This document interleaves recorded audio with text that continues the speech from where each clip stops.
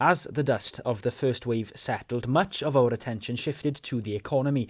And despite encouraging figures showing a drop in unemployment in Wales in the last few months, with 8,000 fewer people unemployed between April and June than between January and March, the effect of lockdown has yet to catch up. The figures do not include the millions of people who are furloughed, those on 0-hour contracts but not receiving any hours, and people on temporary unpaid leave. Speaking during the daily government press conference, Housing Minister Julie James said that the picture in regards to unemployment is still a relatively unclear one. We don't think these figures tell the whole story.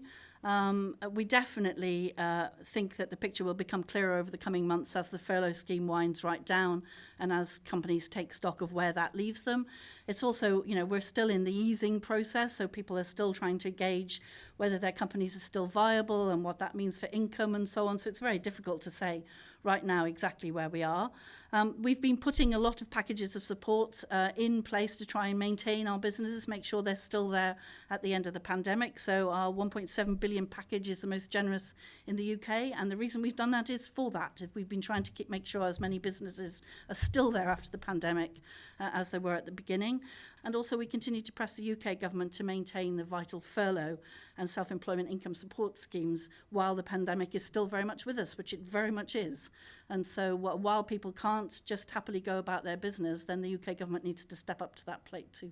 Of course, one of the main lifelines for many of us is the Job Retention Scheme, which entitles employees to be furloughed with 80% of their salary paid by the UK Treasury.